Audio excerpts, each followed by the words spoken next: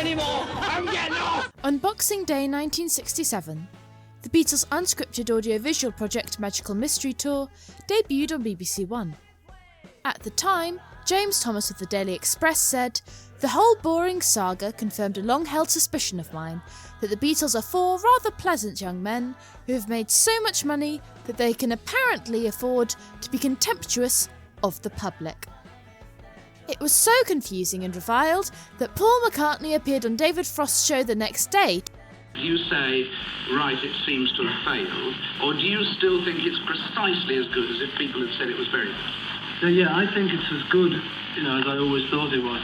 Over the decades, as it's had cinematic and home media releases, it's been continuously reappraised and criticised, with some people being surprised that it got such a negative reception, and others disappointed by this project from the almighty Beatles. However, I think that Magical Mystery Tour not only has more value than we originally realised, but it actually succeeded in a medium that has failed continuously since then. First of all, we need to stop referring to Magical Mystery Tour as a film. This is not because it originally aired on television, but because of its length, as it is only 52 minutes long. There are only Fools and Horses specials that are longer than that. How it received a cinematic release in the States is beyond me. So, what should we call it? A short film? That's a push, but I'd argue it's more of a variety special with a loose narrative component. So, what is a variety special? Variety television is a format that combines entertainment mediums into one show. The most common use of this is combining sketch comedy with musical performances. And by that, I mean that it has to be by a musical act, not a sketch with a song in. This is either in the form of a house band that appears in every episode, a musical guest, or both. These were popular in the 50s, 60s and 70s, and could be seen as a replacement for the variety of music hall, an industry that ultimately collapsed with the advent of television. In fact, it was one of the first TV formats, broadcast on experimental pre-war mechanical televisions, and the earliest surviving variety programme dates back to 1946. The most notable of these that is still around today is Saturday Night Live.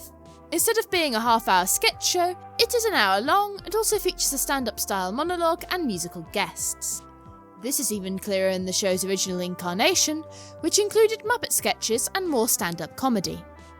Another long-running example is the Royal Variety Show, an annual televised event in which various popular comedy and musical acts perform for the British monarch or their children. Ant and Dec's Saturday Night Takeaway is also an example of a modern variety show, but it takes on far more variety in its segments with pranks and live competitions. The Beatles had already performed on variety shows, such as their legendary Ed Sullivan Show appearances in the US, and their performance on British variety staple Morecambe and Wise. We were strolling along, twist and shout, on Moonlight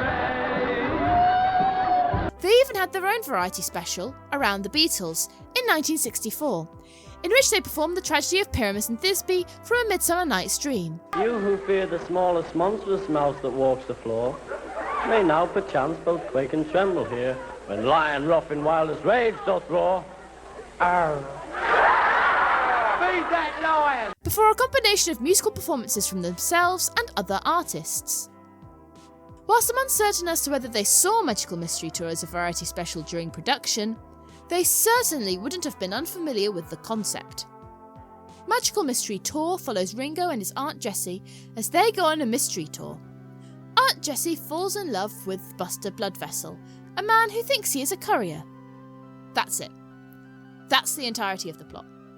The film was unscripted, and over 10 hours of footage were filmed, with many sequences left on the cutting room floor. There are several music video style sequences with little to no connection to the plot and random activities, such as a marathon, a trip to the cinema, a visit to a military base, and a trip to a strip club. In the latter, there is a performance by satirical art pop group the Bonzo Dog Doodah Band, performing Death Cab for Cutie from their fab debut album Gorilla, featuring future Russell Neil Innes. Ironically, the premiere of the sketch show they were the house band for, Do Not Adjust Your Set, debuted on the same night on the BBC's only rival channel, ITV, starring a certain other future Russell and George's future bestie. I'm the fantastic Eric Idle. This disjointed special has a whimsical dreamlike quality, with John's soft narration sounding not unlike a narrator from a children's programme. Richard B. Starkey and his Aunt Jessica are always arguing about one thing or another. Good morning, said Richard. Good afternoon, sir, said the courier. As the bus leaves the town behind and heads for the country, everything begins to change. And already the magic is beginning to work. It feels like it's going to start talking about Eagle Piggle at any moment. The links to sketches and songs are vague but not non-existent, allowing the viewer to float from one to the other rather than jump to it. Aunt Jessie's dream is one of the most accurate dream sequences I've ever seen, with a conversation where every line is disconnected from the next. It's intake, Jessie, not output. I am already. 3 times this week already. In that sense, you could compare it to Alice in Wonderland. But the interactions with its characters are even more bizarre and disjointed. One of my favourite films of all time, Head, is also dreamlike in its nightmarish depiction of fame. However, it's also brimming with intended meaning. Magical Mystery Tour delights in having none, or at least none intended. What's the film going to be all about? It's a mystery to me. You can look for meaning if you like, but then you'd probably have to employ the theory of death of the author. Did you have a point in mind when you? Some point to get across at all when you do this? No, that's the trouble. It seems that you've got to do everything with a point or an aim, but we tried this one without anything. With no point, no aim. It's like, we make it a record album, and all the songs don't necessarily have to fit in with each other. They're just a selection of songs. But when you come to making a film, I don't know, you seem to have a thread to pull it all together. It's also worth remembering that at the time, the Beatles had stopped touring, and, according to Lennon, this was supposed to be their replacement. They would bring their performances to their fans not only to their cities, but to their homes, showing that contempt for the audience certainly wasn't their goal. It's worth remembering that they had already replaced many of their live appearances on shows like Ed Sullivan with what are now considered to be early music videos, directed by the likes of Peter Goldman, future Let It Be director Michael Lindsay Hogg, and even McCartney himself. Goldman's video for Strawberry Fields Forever feels the closest to Magical Mystery Tour, with its bright colours, reversed, slowed and sped up footage, weird close-up shots, and the weird set piece of the piano with the strings in the tree. The Beatles are also known to be fans of the Monkees at this point, which also featured music video style sequences within a narrative, although this series was in itself inspired by Help and Hard Day's Night. This replacement of touring aspect to the special means that the performances are the priority in Magical Mystery Tour. Everything else is just some stuff to make you laugh and aesthetic.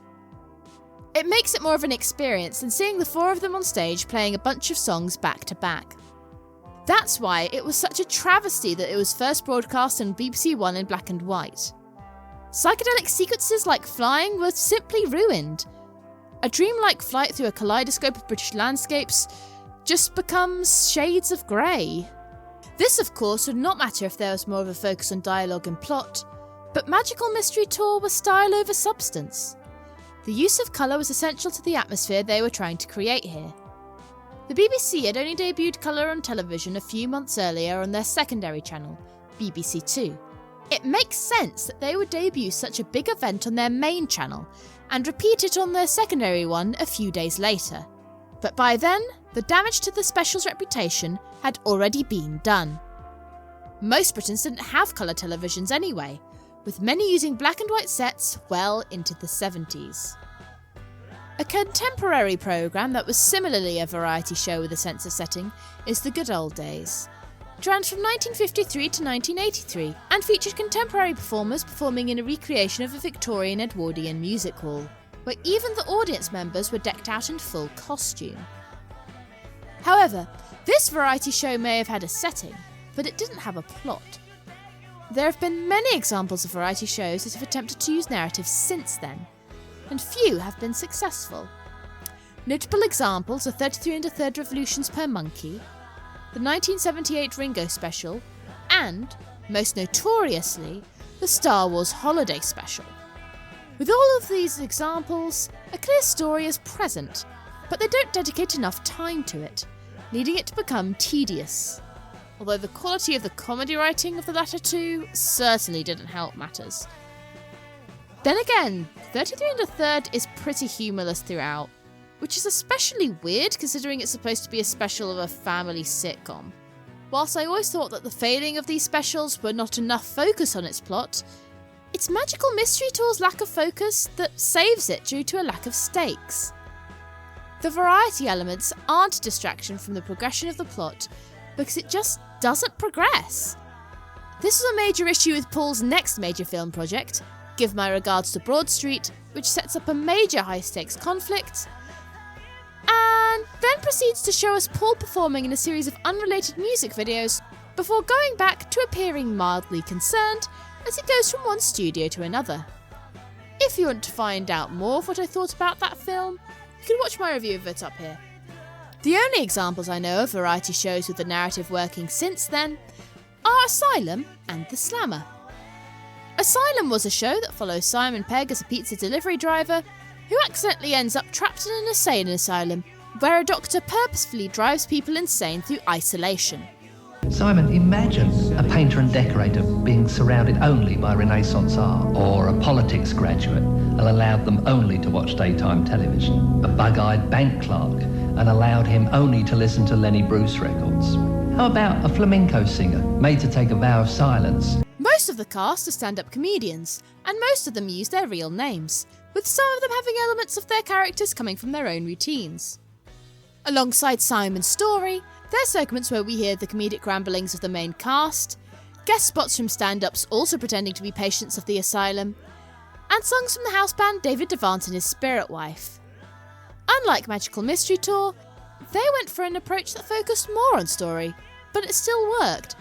However, despite being an early Edgar Wright project, this series is mostly forgotten along with Paramount Comedy's other original programming from the late 90s. The Slammer was a children's programme set in a prison for bad entertainers that would end up with a talent competition where prisoners could win their release.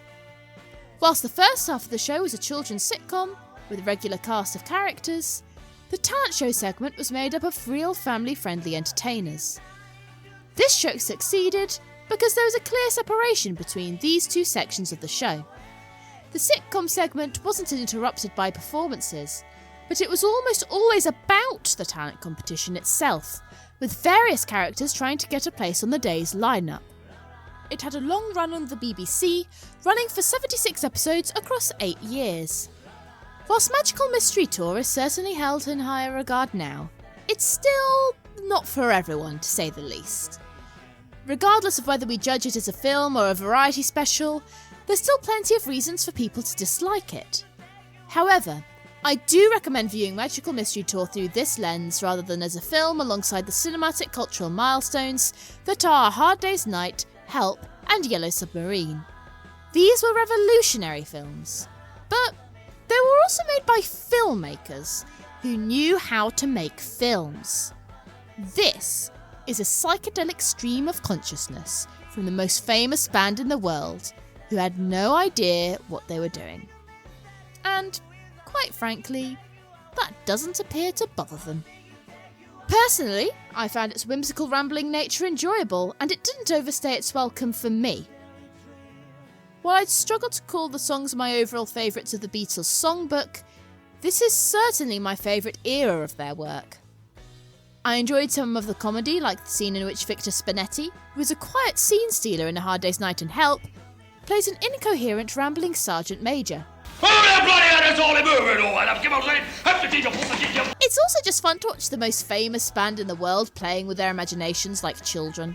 Ladies and gentlemen, what you're about to see is the product of our imaginations, and believe me, at this point they're quite vivid. I love the inclusion of the Bonzo Dog Doodah Band. I'm only really familiar with a couple of songs outside of the extended version of their debut album Gorilla, but I really love that album, so I was delighted to see them here. I can definitely see how the relaxed narrative can be extremely frustrating for some people. You are just conditioned to expect a certain amount of stuff happening and a sense of progression that we just don't get here. And why were people so puzzled by it? I think they thought it was bitty, which it was a bit. You know, but it was supposed to be like that. I think a lot of people were looking for a plot, and there wasn't one.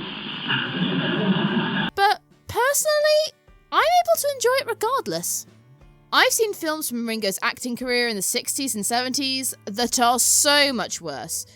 And if you want to watch me lose my mind over those, you can watch my Ringo movie review playlist here. See you soon! Well, listen, man, you're going to be going to a lot of strange cities. And there's always one hotel with a lot of gambling and drinking, and a lot of fast women, and a lot of loose talk. You know what you do when you get to town? Find that hotel. You'll do fine.